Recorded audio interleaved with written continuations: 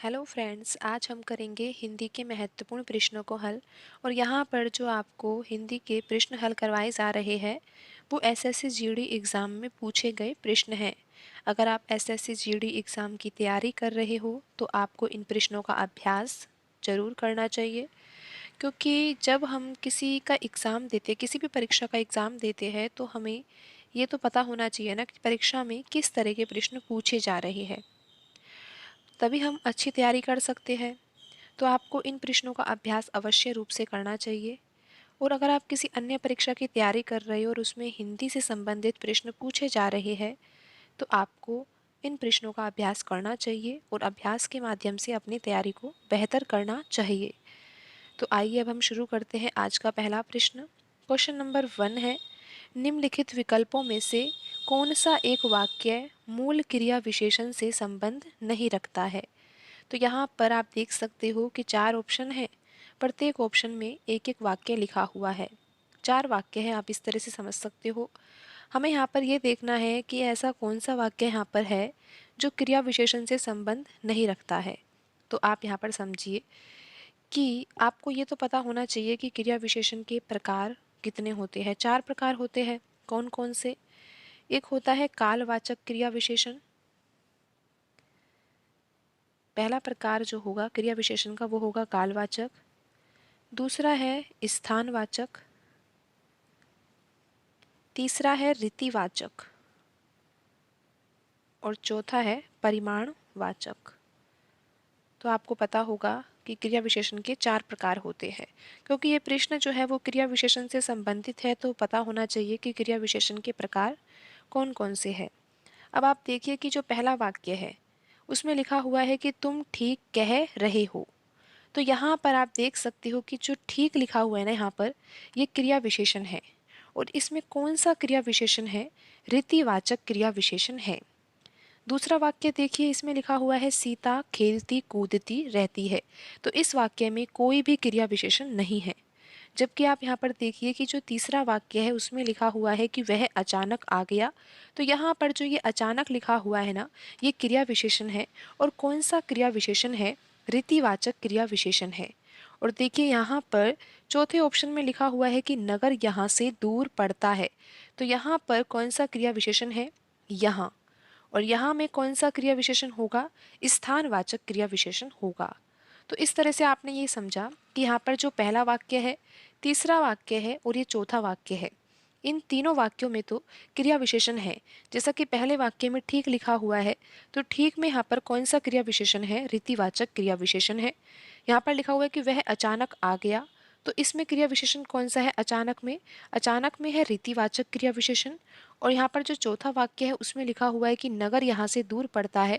तो यहाँ जो लिखा हुआ है उसमें स्थानवाचक क्रिया विशेषण है। पर जो ऑप्शन 2 में वाक्य लिखा हुआ है सीता खेलती कूदती रहती है, इस वाक्य में क्रिया विशेषण नहीं है। तो प्रश्न में ये पूछा गया था कि निम्नलिखित विकल्पों में से कौन सा एक वाक्य मूल क्रिया विशेषण से संबंध नहीं रखता है। तो यहाँ पर ऑप्शन 2 में जो लिखा हुआ वाक्य है उसमें कोई क्रिया विशेषण यूज नहीं किया गया है। तो ये जो वाक्य है वो क्रिया विशेषण से संबंध नहीं रखता है। तो यहाँ पर ऑप्शन 2 प्रश्न के अनुसार सही आंसर होगा। अब हम बढ़ते हैं अगले प्रश्न की ओर। अगला प्रश्न है यहाँ पर क्वेश्चन नंबर 2। प्रश्न में ऐसा पूछा गया है कि उसकी महिला भी उसके साथ आई है। इस वाक्य में रेखांकित शब्द के स्थान पर सर्वोपयुक्त शब्द निम्न में से क्या होगा। तो यहाँ पर जो ये महिला लिखा हुआ है इस वाक्य में, यानी कि यहाँ पर हमें ये बताना है कि यहाँ पर जो इस वाक्य में महिला लिखा हुआ है उसके स्थान पर सर्वोपयुक्त शब्द निम्न में से क्या होगा। यानी कि यहाँ पर महिला के स्थान पर हम पत्नी को लिख सकते हैं, स्त्री लिख सकते हैं, मित्र लिख सकते हैं, साथी लिख सकते हैं। ऐसा पूछा गया है कि महिला के स्थान पर इस वाक्य में क्या लिखा जा सकता है। तो आपको पता होगा कि महिला तो हम किसके लिए यूज करते हैं? पत्नी के लिए यूज करते हैं। हम यहाँ पर ऐसा भी बोल सकते हैं कि उसकी पत्नी भी उसके साथ आई है, या फिर उसकी महिला भी उसके साथ आई है। तो महिला का जो संबंध होगा वो पत्नी का ही होगा। तो ऑप्शन 1 में लिखा हुआ है पत्नी, तो यही सही आंसर होगा। अब हम बढ़ते हैं अगले प्रश्न की ओर। अगला प्रश्न है यहाँ पर क्वेश्चन नंबर 3। क्वेश्चन नंबर 3 में जो प्रश्न दिया हुआ है ना, वो मुहावरे से संबंधित प्रश्न है। तो अगर आप एसएससी जीडी एग्जाम की तैयारी कर रहे हो तो आपको समझना चाहिए कि प्रश्न किस पैटर्न से पूछे जा रहे हैं। मुहावरे में रेखांकित अंश के स्थान पर सबसे उपयुक्त विकल्प कौन सा होगा। तो यहाँ पर एक मुहावरा दिया हुआ है और ऐसा कहा गया है कि रेखांकित अंश के स्थान पर सबसे उपयुक्त विकल्प कौन सा होगा। तो आपको हम बता रहे हैं कि जो रेखांकित है वो क्या है, पहाड़। यानी कि यहाँ पर जो मुहावरा है वो है तिल का पहाड़ करना, लेकिन पूछा ये गया है कि पहाड़ के स्थान पर यहाँ पर कौन सा विकल्प उपयुक्त होगा। तो आप देखिए कि यहाँ पर हम पहाड़ के स्थान पर क्या लिख सकते हैं। क्या हम लिख सकते हैं तिल का पेड़ करना। वैसे तो आपको ये मुहावरा पता ही होगा कि मुहावरा होता है तिल का ताड़ करना। या फिर आपको ये भी पता होगा कि राई का पहाड़ बनाना। आपने सुना होगा कि राई का पहाड़ बनाना। या फिर इस मुहावरे को अगर आप देखो तो इस मुहावरे का होगा तिल का ताड़ करना। यानी कि जो छोटी सी बात है उसको बहुत बड़ा चढ़ाकर करना, इस तरह से। जैसे कि राई का पहाड़ बनाना आपने ये भी सुन रखा होगा, लेकिन यहाँ पर जो ये मुहावरा है वो है तिल का पहाड़ करना। तो पहाड़ नहीं आना चाहिए, यहाँ पर क्या आना चाहिए, ताड़, जो कि आप देख सकते हो कि ऑप्शन 4 में लिखा हुआ है। तो यहाँ पर जो सही होगा वो होगा ताड़, यानी कि पहाड़ के स्थान पर ताड़ आना चाहिए। और इस तरह से हम कहेंगे कि तिल का ताड़ करना, इसका अर्थ ये होगा कि छोटी सी बात को बढ़ा चढ़ाकर कहना। जैसे कि राई का पहाड़ बनाना, तो उसका भी जो मुहावरे का अर्थ होता है वो यही होता है कि छोटी सी बात को बढ़ा चढ़ाकर करना। तो अब हम बढ़ते हैं अगले प्रश्न की ओर। अगला प्रश्न है यहाँ पर क्वेश्चन नंबर 4। तो क्वेश्चन नंबर 4 में ऐसा कहा गया है कि विकल्पों में दिया गया कौन सा शब्द निम्न वाक्य में रेखांकित अंश के स्थान पर आ सकता है। तो यहाँ पर आपको हम बता रहे हैं कि रेखांकित क्या है, यहाँ पर सचमुच। रेखांकित क्या है, यहाँ पर सचमुच है। और हमें ये बताना है कि यहाँ पर सचमुच के स्थान पर दिए गए ऑप्शन में जो शब्द लिखे हुए हैं, कौन सा शब्द यहाँ पर सचमुच के स्थान पर हम लिख सकते हैं। तो आप देखिए कि पहले ऑप्शन में लिखा हुआ है वाकई। तो यहाँ पर हमें बताना है कि क्या इस वाक्य में हम सचमुच के स्थान पर वाकई लिख सकते हैं। तो आप देखिए कि अगर हम लिखे भी सही तो हमें ऐसा बोलना पड़ेगा कि वह वाकई में बीमार है। लेकिन आपको ये पता होना चाहिए कि यहाँ पर अगर हम वाकई यूज़ करेंगे तो फिर में नहीं आएगा। यहाँ पर अगर हम यहाँ पर वाकई वर्ड यूज़ कर रहे हैं तो फिर में नहीं आएगा साथ में। और यहाँ पर क्या आना चाहिए, यहाँ पर आना चाहिए जो कि ऑप्शन 4 में लिखा हुआ है सच। वह सच में बीमार है। तो सचमुच की जगह हम अगर सच भी लिख देंगे तो यहाँ पर शब्द ये आ सकता है। सचमुच के स्थान पर क्या आना चाहिए, सच आना चाहिए। झूठ तो नहीं आएगा ना कि वह झूठ में बीमार है, इस तरह से तो नहीं लिखना होगा हमें। हमें बताना था कि जो सचमुच यहाँ पर वर्ड दिया हुआ था वाक्य में, उसके स्थान पर हम और कौन सा शब्द लिख सकते हैं। तो हमें लिखना चाहिए कि सच। तो वह सच में बीमार है, इस तरह से यहाँ पर लिखना होगा। और ऑप्शन 4 यहाँ पर सही आंसर होगा। और परीक्षा में यही ऑप्शन सही माना गया है, तो हम तो आपको वही ऑप्शन बता रहे हैं जो परीक्षा में उपयुक्त माना गया है। अब हम बढ़ते हैं अगले प्रश्न की ओर। अगला प्रश्न है यहाँ पर क्वेश्चन नंबर 5। प्रश्न जो है यहाँ पर वो मुहावरे से संबंधित ही है। निम्नलिखित विकल्पों में से तलवार की धार पर चलना, ये तो मुहावरा है और हमें बताना है कि इसका अर्थ क्या होगा। तो आपको पता होगा कि तलवार की धार पर चलना, तो इसका मुहावरे का अर्थ क्या होना चाहिए। हम यहाँ पर ऑप्शन देख लेते हैं। तो ऑप्शन 1 में लिखा हुआ है कि अनावश्यक सलाह देना, नहीं ऐसा तो नहीं हो सकता। ताकतवर होना। और ऑप्शन 3 में लिखा हुआ है जोखिम भरा काम करना। वैसे इसका जो सही अर्थ है वो यही है जो ऑप्शन 3 में लिखा हुआ है, तलवार की धार पर चलना, यानी कि कोई कठिन सा काम करना। और कठिन यानी कि जोखिम भरा काम करना। तो ऑप्शन 3 यहाँ पर सही आंसर होगा। तो इस तरह से यहाँ पर आप देख सकते हो कि परीक्षा में किस तरह के प्रश्न पूछे जाते हैं और आपको अपनी तैयारी को किस तरह से और भी बेहतर करना है। तो अब हम यहाँ पर करेंगे गद्यांश से संबंधित प्रश्न। और परीक्षा में 5 प्रश्न जो है वो गद्यांश से संबंधित पूछे जाते हैं। तो आपको जरूर अभ्यास करना चाहिए कि किस तरह से परीक्षा में प्रश्न पूछे जाते हैं। तो यहाँ पर तो क्वेश्चन ये दिया हुआ है कि हमें गद्यांश में देखना है कि कौन सा विकल्प उपयुक्त होगा। तो आप देखिए कि यहाँ पर 5 क्वेश्चन है, तो यहाँ पर हमें ये बताना है कि यहाँ पर जो पहला नंबर लिखा हुआ है इस स्थान पर कौन सा वर्ड आएगा। तो देखिए यहाँ पर लिखा हुआ है कि मनुष्य विवेकशील रिक्तिस्तान है। तो मनुष्य विवेकशील क्या है? प्राणी है ना। क्वेश्चन 6 में आप देखिए लिखा हुआ है प्राणी, आविष्कार, असाध्य, मानव। तो यहाँ पर आप ये देखिए कि क्या आना चाहिए।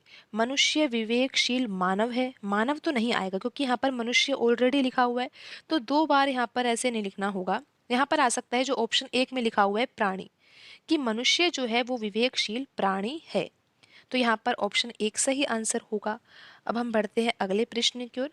अगला प्रश्न भी गद्यांश से संबंधित ही है, लेकिन हमें यह बताना है कि यहाँ पर जो नंबर 2 है उसके स्थान पर क्या आएगा। तो यहाँ तक तो हमने कर ही लिया है कि मनुष्य विवेकशील प्राणी है, क्योंकि एक जो है यहाँ पर क्या आएगा, प्राणी आएगा, है ना। मनुष्य विवेकशील प्राणी है, सब कुछ जानने और समझने की उसमें विद्यमान है। तो देखते हैं कि यहाँ पर क्या आना चाहिए। ऑप्शन 1 में लिखा हुआ है मशीन। तो क्या यहाँ पर हम मशीन लिख सकते हैं? अगर हम यहाँ पर मशीन लिखे और अब वाक्य को पढ़े तो क्या ये सही लग रहा है कि मनुष्य विवेकशील प्राणी है, सब कुछ जानने और समझने की मशीन उसमें विद्यमान है। मशीन वर्ड तो यहाँ पर ठीक नहीं लग रहा है। गुंजाइश विद्यमान है, घड़ियां विद्यमान है, इच्छा विद्यमान है। तो यहाँ पर आप बताइए कि क्या आना चाहिए। तो यहाँ पर आना चाहिए इच्छा।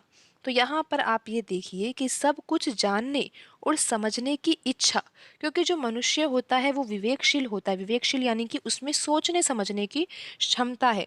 अगर सोचने समझने की क्षमता है तो वो सब कुछ जानने और समझने की इच्छा उसमें विद्यमान है। फिर आप देखिए कि आगे क्या होगा। यहाँ पर अगला क्वेश्चन है क्वेश्चन नंबर 8, लेकिन अभी हम देखते हैं कि यहाँ पर जो तीसरा नंबर है उसके स्थान पर क्या आएगा। पहले पढ़ के देख लेते हैं।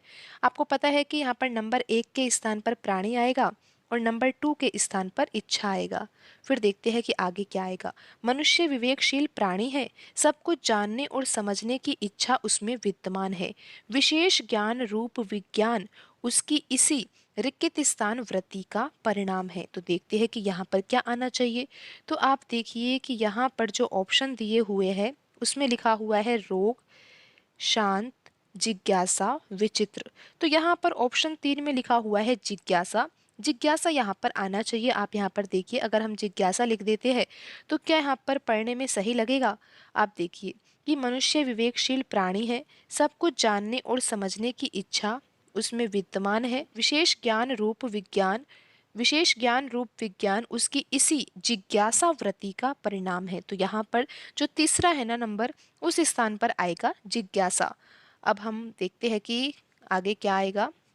तो अब देखिए कि हमें बताना है कि यहाँ पर जो 4 नंबर है उसके स्थान पर कौन सा वर्ड आएगा। तो पढ़ के देखते हैं फिर से। मनुष्य विवेकशील प्राणी है, सब कुछ जानने और समझने की इच्छा उसमें विद्यमान है। विशेष ज्ञान रूप विज्ञान उसकी इसी जिज्ञासा वृत्ति का परिणाम है। पेड़ से फल को किर्गिस्तान गिरते हुए देखा। तो यहाँ पर देखिए कि पेड़ से फल को, फल कहाँ गिरेगा, नीचे गिरेगा ना। तो यहाँ पर ऑप्शन 3 में लिखा हुआ है नीचे। तो यही आना चाहिए कि पेड़ से फल को नीचे गिरते हुए देखा तो जिज्ञासा हुई कि वस्तुएं नीचे पृथ्वी पर ही क्यों गिरती है। विज्ञान ने गुरुत्वाकर्षण का महत्वपूर्ण रिक्त स्थान दिया। तो यहाँ पर आना चाहिए सिद्धांत 5वें नंबर के स्थान पर, क्योंकि विज्ञान ने गुरुत्वाकर्षण का महत्वपूर्ण सिद्धांत दिया। लेकिन अभी हम पढ़ते हैं कि ऑप्शन कौन सा दिया हुआ है। आप देखिए कि यहाँ पर जो क्वेश्चन नंबर 10 है उसमें दिया हुआ है सिद्धांत। तो यहाँ पर क्वेश्चन नंबर 10 में आप देख सकते हो कि हमें ये बताना था कि यहाँ पर जो 5वां नंबर है उस स्थान पर हमें कौन सा वर्ड लिखना चाहिए। तो यहाँ पर हम लिख सकते हैं सिद्धांत। आज की वीडियो में इतना ही, मिलते हैं अगली वीडियो में। धन्यवाद।